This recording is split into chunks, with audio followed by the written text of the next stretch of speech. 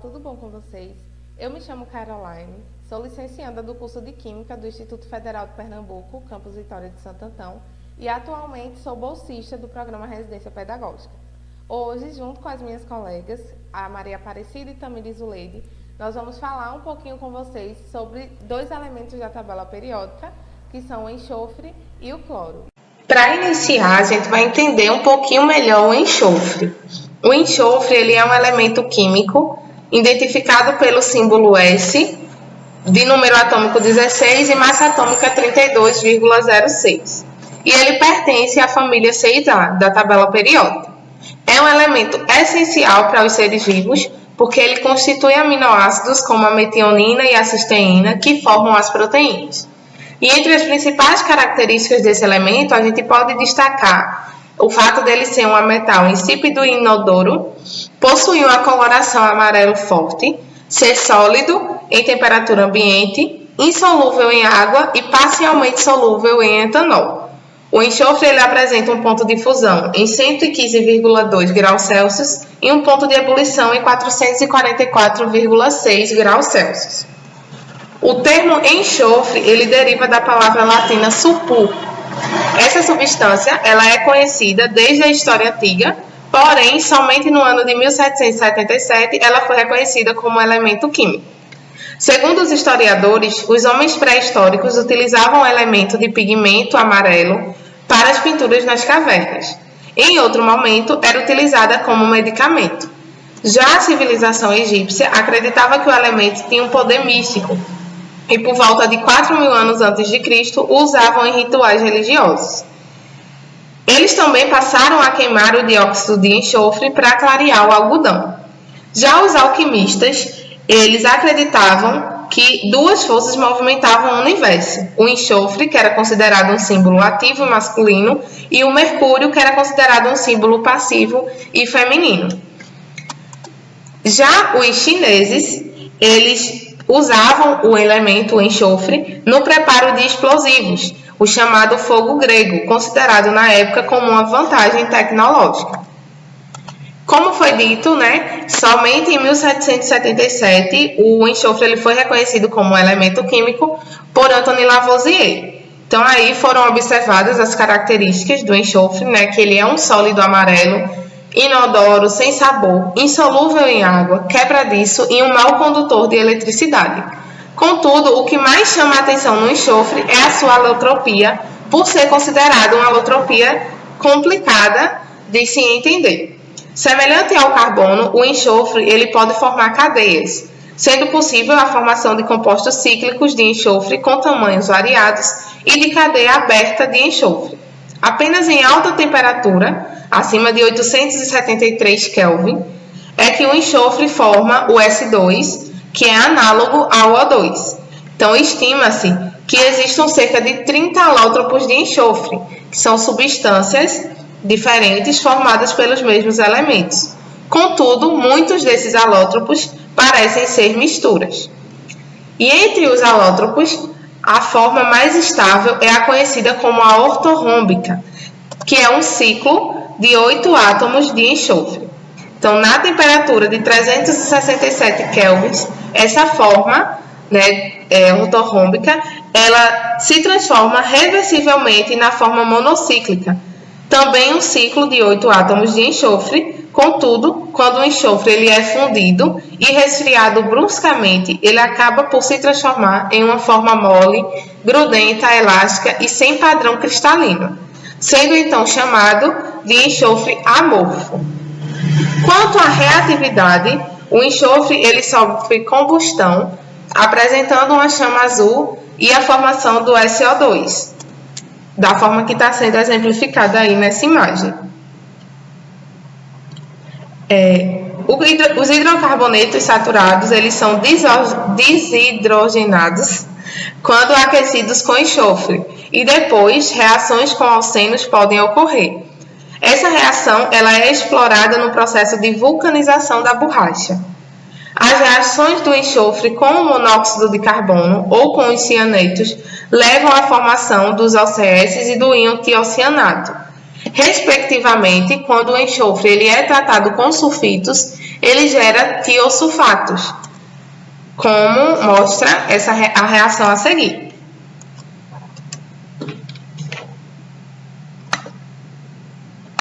Bom, pessoal, dando continuidade, a gente vai entender um pouco melhor como se dá a alotropia do enxofre. A alotropia, ela trata-se de um fenômeno onde um elemento liga-se com átomos do próprio elemento, formando substâncias simples diferentes. O enxofre é um elemento que consegue fazer isso. Então, os seus átomos, eles podem ligar-se e formar variedades alotrópicas. E a gente tem duas que são encontradas na natureza, que é o enxofre rômbico e o enxofre monoclínico. Ambos esses elementos, eles possuem 8 átomos ligados, formando as suas moléculas. E o que vai diferenciar ele é no fato de que a sua forma geométrica, ou seja, os seus retículos cristalinos, a forma como eles estão rearranjados no espaço, é que vai dar a forma e vai diferenciar um do outro. Então, o enxofre monoclínico, ele tem um aspecto igual ao de cristais finos, assim, como se fossem agulhas, como mostra aí na primeira imagem. Tá? Ele é encontrado principalmente em regiões vulcânicas. Já o enxofre rômbico é a variedade alotrópica mais comum, e os cristais deles são maiores e possuem uma coloração assim, amarelo transparente. Bom, as aplicações do enxofre.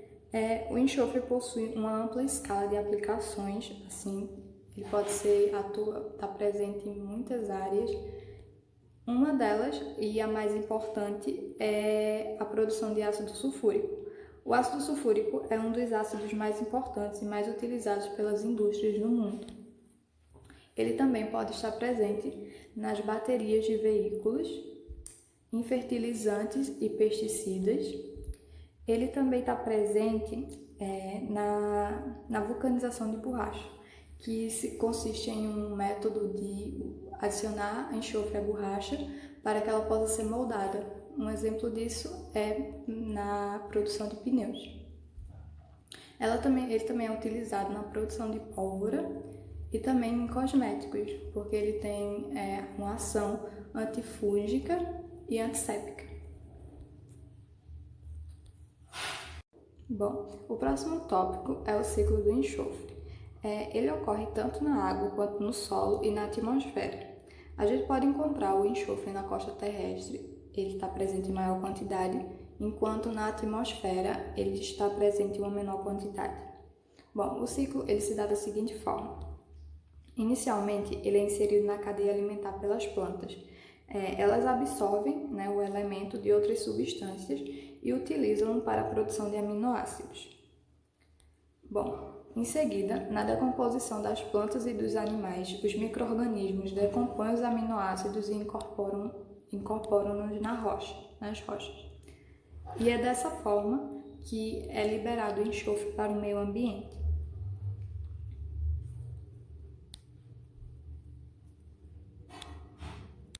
Bom, e um adendo a respeito do ciclo do enxofre é que ele tem sido adulterado por ações humanas, causando graves problemas para o meio ambiente.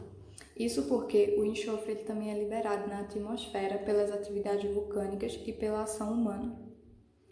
Então, a energia para veículos, indústrias e usinas é gerada pela queima de combustíveis fósseis. Este processo, ele lança dióxido de enxofre em excesso na atmosfera. E o aumento da liberação desses compostos de enxofre tem desregulado o ciclo do enxofre no meio ambiente, causando graves problemas como a intensificação das chuvas ácidas. Então, quando o dióxido de enxofre ele é lançado na atmosfera, ele se funde com moléculas de água, se transformando em ácido sulfúrico, que é o que causa o efeito da chuva ácida. Vamos falar um pouquinho sobre o elemento cloro.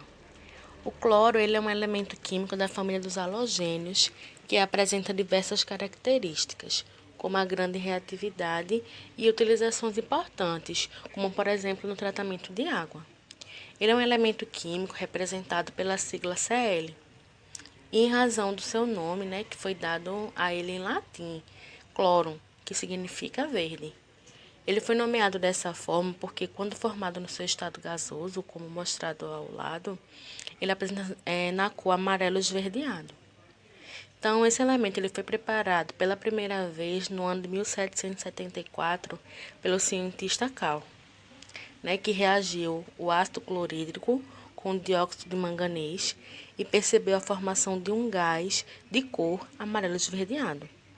Porém, só em 1810 que o cloro ele foi realmente reconhecido como um elemento pelo químico Humphrey Davy, que também o designou dessa forma. Característica do cloro. O cloro é o segundo halogênio mais leve da tabela periódica e possui coloração amarelo esverdeado, em função da sua alta eletronegatividade.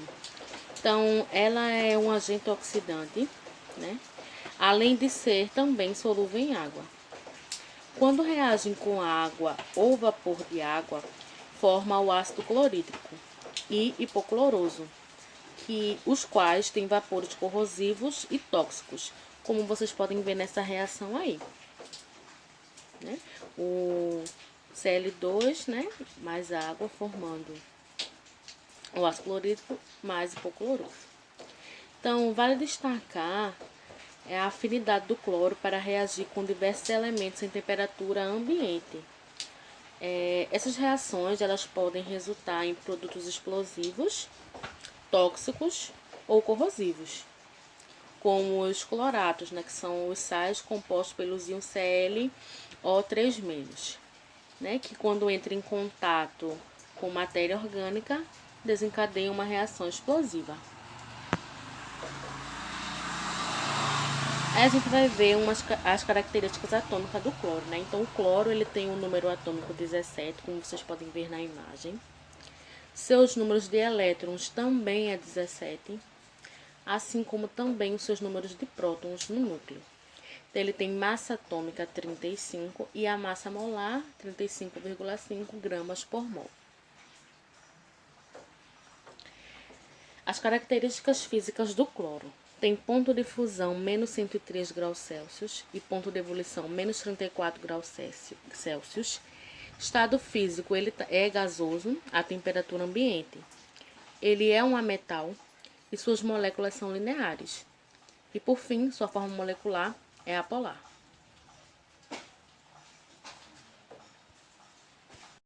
Agora, e por fim, vamos falar sobre a utilização do cloro. Ele é muito utilizado em produções de borrachas sintéticas, na produção de produtos sanitários, por exemplo, e um exemplo realmente bem comum é da água sanitária. Na produção de materiais plásticos, que a gente tem o exemplo o PVC e o Teflon. Na produção de solventes orgânicos, que temos o exemplo o tetracloreto de carbono. Produção de inseticidas, que tem o exemplo DDT. A produção de produtos farmacêuticos, que a gente tem um exemplo, um desinfetante hospitalar, o desinfetante hospitalar. Produção de produtos veterinários, como por exemplo, para o tratamento de pele em cães e gatos. E na desinfecção de água para abastecimento público, que é por meio da ação do ácido hipocloroso. E por fim, na depuração de águas residuais, que é para evitar a proliferação de bactérias em esgotos e, consequentemente, o aumento do mau cheiro.